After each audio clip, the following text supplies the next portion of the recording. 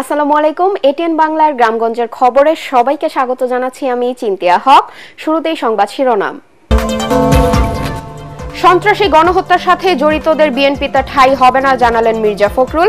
17 বছর পর কারাগার থেকে মুক্ত আব্দুস সালাম পিন্টু। নির্বাচনে সুষ্ঠু পরিবেশ তৈরির জন্য অন্তর্বর্তীকালীন সরকারকে জামায়াত প্রয়োজনীয় সময় দিতে চায় বললেন দলের আমির ডাক্তার শফিকুর রহমান। এবং রাত পোহালেই বড়দিন, খ্রিস্টান পল্লীগুলোতে চলছে উৎসবের আমেজ।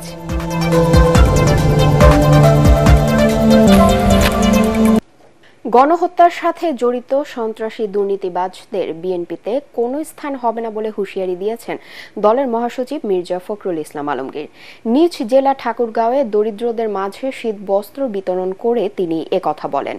দ্রুত জাতীয় নির্বাচনের দাবি জানিয়ে মির্জা ফখরুল আরও বলেন, দেশ পরিচালনা করবে জনগণের নির্বাচিত প্রতিনিধিরাই।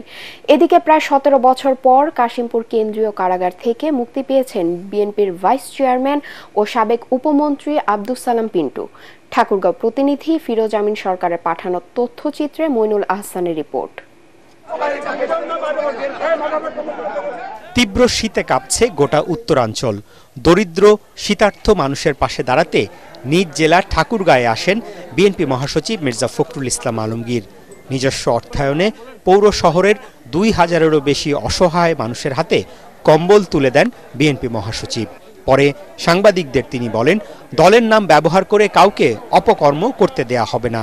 আমরা যদি এটুকু বলতে পারি যে আমাদের এখানে খুব নির্দেশ দেওয়া আছে, আমাদের চেয়ারম্যান সাহেব বলেছেন যে আমরা এই মুহূর্তে যারা সন্ত্রাসী, যারা গণহত্যার সঙ্গে জড়িত হয়েছিল, যারা হত্যা করেছে, দুর্নীতির সঙ্গে জড়িত, তাদের কাউকে বিএনপিতে নেওয়া হবে না।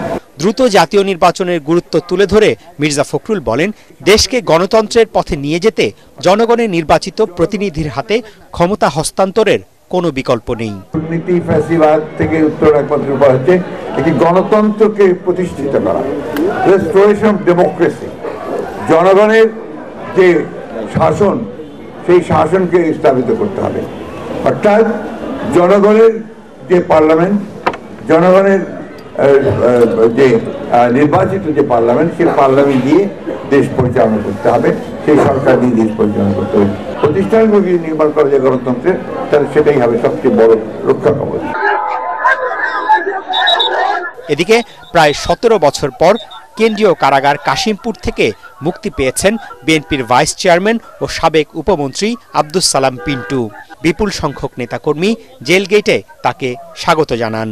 21 আগস্ট গ্রেনেড হামলা মামলায় ফাঁসির দণ্ড থেকে সম্প্রতি হাইকোর্ট থেকে খালাস পান আব্দুস সালাম পিন্টু। মইনুল আহসান, এটিএন বাংলা। নির্বাচনের সুষ্ঠু পরিবেশ তৈরিতে অন্তর্বর্তীকালীন সরকারকে প্রয়োজনীয় সময় দিতে চায় জামায়াতে ইসলামী। দুপুরে গাইবান্ধায় এক কর্মী সমাবেশে দলের আমির ডাক্তার শফিকুর রহমান এ মন্তব্য করে বলেন, আগামীর বাংলাদেশ হবে বৈষম্যহীন ও সাম্যের, যেখানে সংখ্যাগুরু ও সংখ্যালঘুর মাঝে কোনো ধর্মীয় ভেদাভেদ থাকবে না। অফিস আদালতকে ঘুষ দুর্নীতি নির্মূল করতে হবে।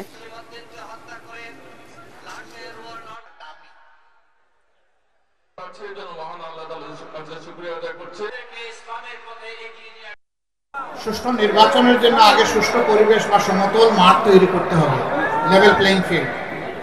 এটার জন্য কিছু বেসিক সংস্কার লাগবে। সংস্কারের কাজে বর্তমান সরকার হাত দিয়েছে, তারা একটু সময় চেয়েছে। আমরা যখন 17.5 বছর ধৈর্য ধরতে পেরেছি, আমরা ইনশাল্লাহ আরো কয়েকটা দিন ধৈর্য ধরতে পারবো। নির্বাচন নিয়ে বিভিন্ন জনের কথা সংস্কার কাজকে ব্যাহত এবং বাধার সৃষ্টি করছে বলে মন্তব্য করেছেন স্থানীয় সরকার, পল্লী উন্নয়ন এবং যুব ও ক্রীড়া উপদেষ্টা আসিফ মাহমুদ সজীব ভুঁইয়া। সকালে দিনাজপুরের কাহারোলে শীতবস্ত্র বিতরণ এবং উপজেলা পর্যায়ের কর্মকর্তাদের সাথে মতবিনিময় অনুষ্ঠানে তিনি এ মন্তব্য করেন। সংস্কার কমিশনের রিপোর্ট পেলে অন্তর্বর্তী সরকার সেই অনুযায়ী কাজ করবে বলেও এ সময় জানান উপদেষ্টা আসিফ মাহমুদ।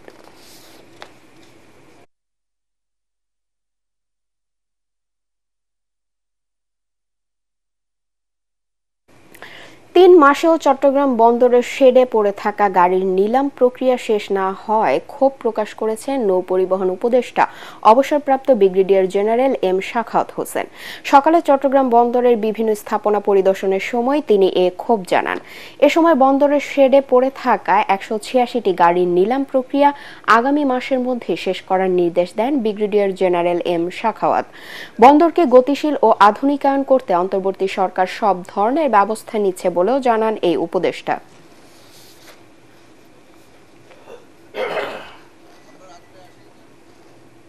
স্থানীয় সরকার নির্বাচনে রাজনৈতিক দলের প্রতীক ব্যবহার না করার পক্ষে মতামত আসছে বলে জানিয়েছেন স্থানীয় সরকার সংস্কার কমিশনের চেয়ারম্যান অধ্যাপক ডক্টর তোফায়েল আহমেদ। খুলনায় স্থানীয় একটি হোটেলে স্থানীয় সরকার সংস্কার বিষয়ক মতবিনিময় সভায় তিনি এ কথা জানান। এ সময় বিচার ব্যবস্থাকে উপজেলা পর্যায়ে নিয়ে যাবার কথা বলেন তিনি। খুলনা বিভাগীয় কমিশনার ফিরোজ সরকার সহ প্রশাসনের বিভিন্ন পর্যায়ের কর্মকর্তা, জনপ্রতিনিধি ও নানা শ্রেণী পেশার প্রতিনিধিরা সভায় উপস্থিত ছিলেন।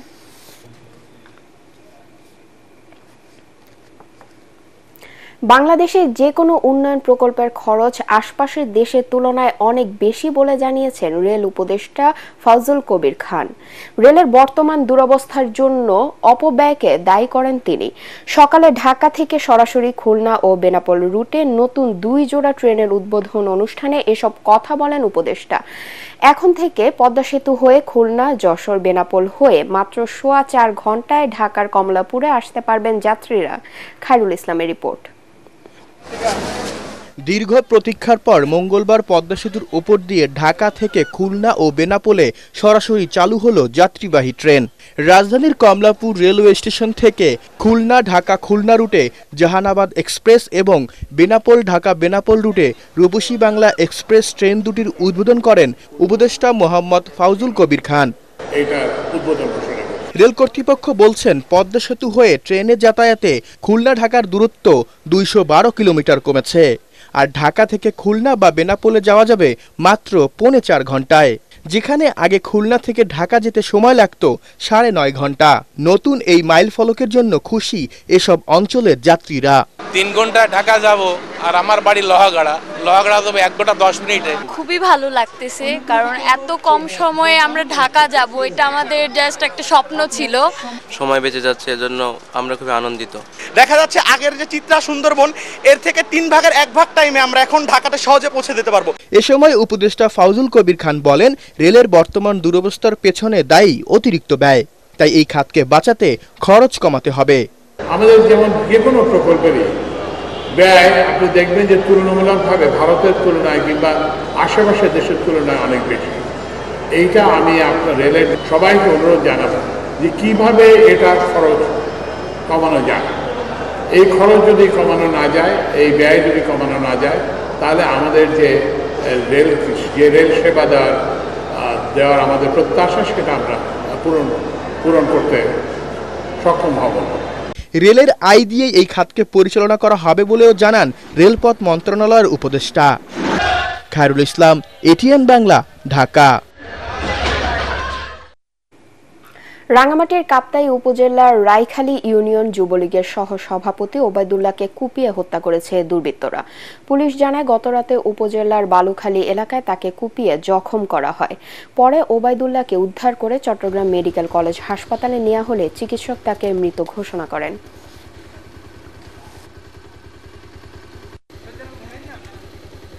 ষোলো মাস পর পরিবারের কাছে ফিরে এসেছেন ধামরাইয়ের গাঙ্গুটিয়া ইউনিয়নের বড়নালাই গ্রামের রহমতুল্লাহ নামে এক যুবক। তাকে ফেরত পাওয়ার আশা প্রায় ছেড়েই দিয়েছিলেন স্বজনরা। গত শনিবার দুপুরে পরিবারের কাছে রহমতকে হস্তান্তর করেন চাঁপাইনবাবগঞ্জের গোমস্তাপুর উপজেলার রহনপুর পুলিশ তদন্ত কেন্দ্রের উপপরিদর্শক ফজলে রাব্বি। গতকাল ধামরাইয়ের নিজ বাড়িতে পৌঁছান রহমত। তিনি জানান, 2023 সালের 29 আগস্ট র্যাবের পরিচয়ে তুলে নেয়ার পর চোখ বেঁধে তাকে কোথায় রেখেছিল তা তিনি বুঝতে পারেননি। এরপর তাকে ভারতে নিয়ে ছেড়ে দেয়া হয়। পাসপোর্ট না থাকায় ওই দেশের পুলিশ রহমতকে জেল হাজতে রাখে। সেখান থেকে শনিবার বিএসএফ তাকে নদী পার করে বাংলাদেশে পাঠিয়ে দেয়। ব্রাহ্মণবাড়িয়ার সীমান্ত অতিক্রম করে ভারত যাওয়ার সময় 2 মানব পাচারকারী সহ 7 জনকে আটক করেছে বিজিবি।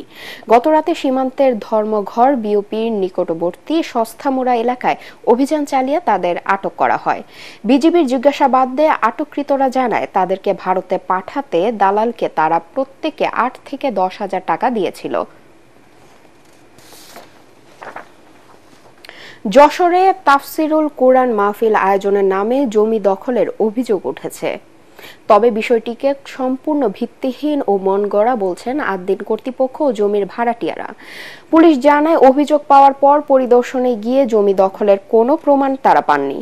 যশোর থেকে তামান্না ফারজানার পাঠানো তথ্য ছবি নিয়ে রিপোর্ট জানাচ্ছেন তরিক ইসলাম। যশোর শহরতলির পুলেরহাটে অবস্থিত আদ্দিন সকিনা মেডিকেল কলেজ মাঠে 1, 2 ও 3 জানুয়ারি অনুষ্ঠিত হতে যাচ্ছে তাফসিরুল কুরআন মাহফিল।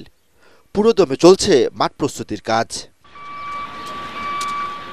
এদিকে জমি দখলের অভিযোগ করে যশোর প্রেস ক্লাবে সংবাদ সম্মেলন করেছেন খাদিজা খাতুন নামে এক নারী। 2012 সালে জমিটা জালালউদ্দিনের কাছ থেকে ক্রয় করি।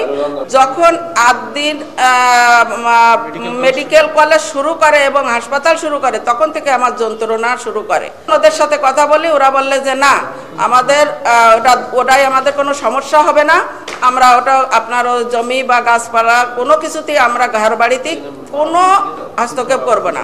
তবে তার আনিত অভিযোগ সত্য নয় বলে দাবি করেন দীর্ঘদিন ধরে এ জমিতে বসবাসকারী কিতাব আলী।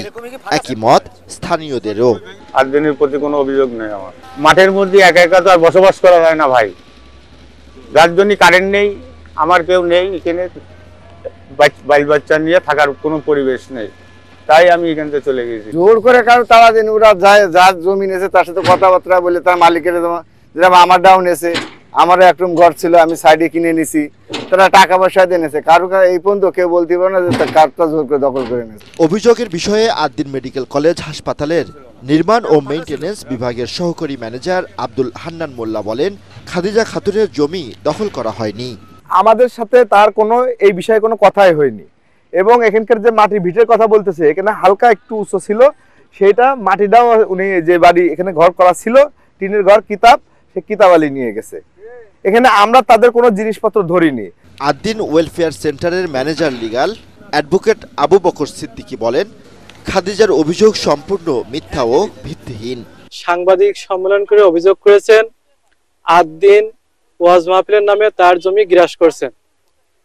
এই সংবাদটা সম্পূর্ণ ভিত্তিহীন, মিথ্যা, বানোয়াট। এ বিষয়ে কোতোয়ালি থানার ভারপ্রাপ্ত কর্মকর্তা বলেন, তারা ঘটনাস্থল পরিদর্শন করেছেন, সেখানে জমি দখলের কোনো প্রমাণ পাননি। তার অভিযোগটা পেয়ে আমার ওখানে চাষরা হারিয়েছে, ওখানে ইন্সপেক্টরকে পাঠিয়েছিল। সে সরেজমিনে দেখেছে যে চতুর্দিকে আদ্দিনের জমি, মাঝখানে সেই ভদ্রমহিলার জমি। তো এই জমিটাতে সে ভাড়াটিয়া দিয়েছিল, তো ভাড়াটিয়া নাকি তার ওই যে ঘরটা সে ভেঙে নিয়ে চলে গেছে। Bureau report, ATN Bangla.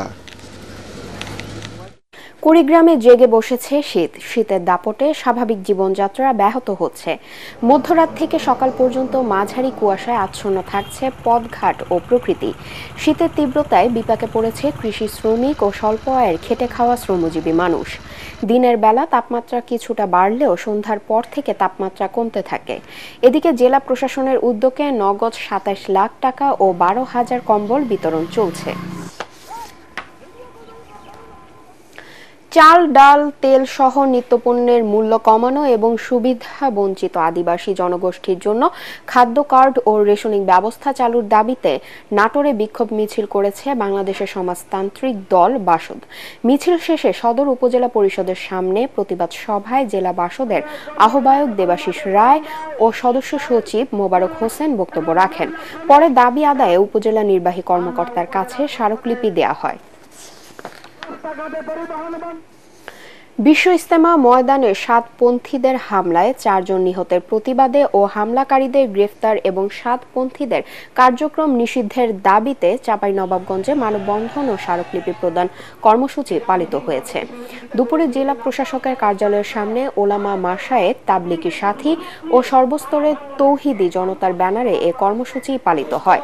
প্রায় ঘণ্টাব্যাপী অনুষ্ঠিত মানববন্ধনে অন্যান্যদের মধ্যে বক্তব্য রাখেন মুফতি আলী আশরাফ, আলী আকবর সহ অন্যান্য। নানোরা। পরে জেলা প্রশাসকের কাছে স্মারকলিপি দেয়া হয়।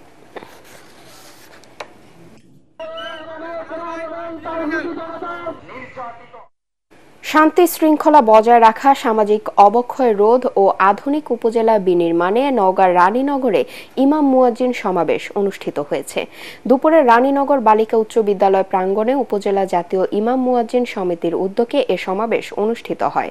বিএনপির কেন্দ্রীয় কমিটির সদস্য আনোয়ার হোসেন বুলু, নওগাঁ জেলা হেফাজতে ইসলামের সভাপতি মুফতি রাশেদ ইলিয়াস ও রানীনগর উপজেলার ইমাম মুয়াজ্জিন সমিতির আহ্বায়ক কাজী মোফাজ্জর হোসেন সহ অন্যান্যরা সমাবেশে বক্তব্য রাখেন।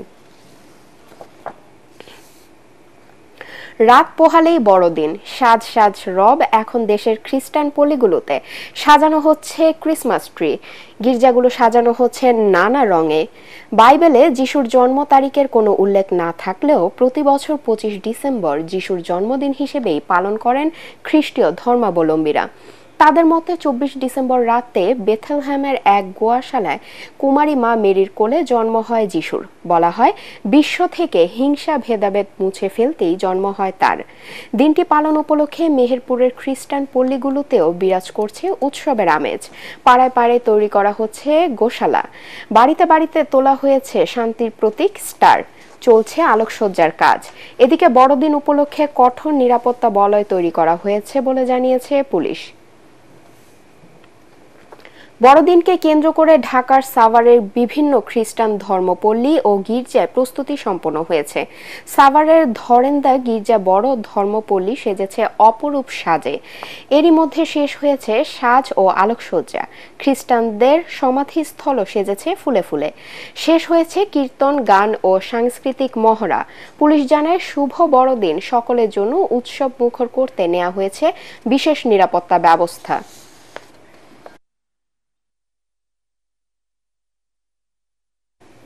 এসো পিঠা খেয়ে ভরাই মন, অটুট করি বন্ধন, এই স্লোগানে ময়মনসিংহে অনুষ্ঠিত হলো পিঠা উৎসব। আবহমান বাংলার ঐতিহ্যকে তুলে ধরার লক্ষ্যে এবং বর্তমান প্রজন্মকে গ্রাম বাংলার তৈরি নানা পিঠার সাথে পরিচয় করিয়ে দিতে এর আয়োজন করা হয়। শান্তি মিত্র সমাজ কল্যাণ সংস্থা নগরীর শিল্পাচার্য জয়নুল আবেদিন সড়কের ভিক্টোরিয়া মিশন প্রাইমারি স্কুল মাঠে এই পিঠা উৎসবের আয়োজন করে। উৎসবের 15টি স্টলে মালাই পিঠা, মুঠি, আন্দোসা, কুলসি, কাটা, কলা, খেজুর, গোলাপ ফুল, পুলি, পাতা, পাটিসাপটা, পাকন, তেলে পিঠা, দুধ চিতই ও ভাপা সহ হরেক রকম পিঠা বিক্রয় ও প্রদর্শন করা হয়।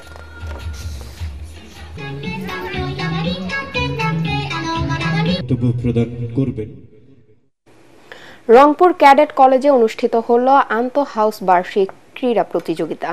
কলেজ মাঠে আয়োজিত অনুষ্ঠানে সেনাবাহিনীর 66 পদাতিক ডিভিশনের জিওসি ও area commander major general Kamrul Hasan, কলেজের অধ্যক্ষ কর্নেল মোহাম্মদ আশরাফুল ইসলাম, উপাধ্যক্ষ মোহাম্মদ সেলিম হোসেন ও মেজর মোহাম্মদ সাইদুল হক উপস্থিত ছিলেন।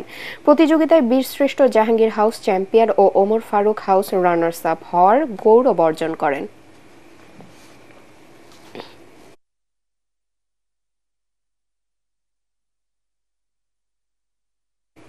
পরবর্তী সংবাদ দেখার আমন্ত্রণ জানিয়ে এখনকার মতো শেষ করছি। এটিএন বাংলা সংবাদ ইউটিউবে দেখতে ব্রাউজ করুন youtube/ATN Bangla News। ধন্যবাদ সবাইকে।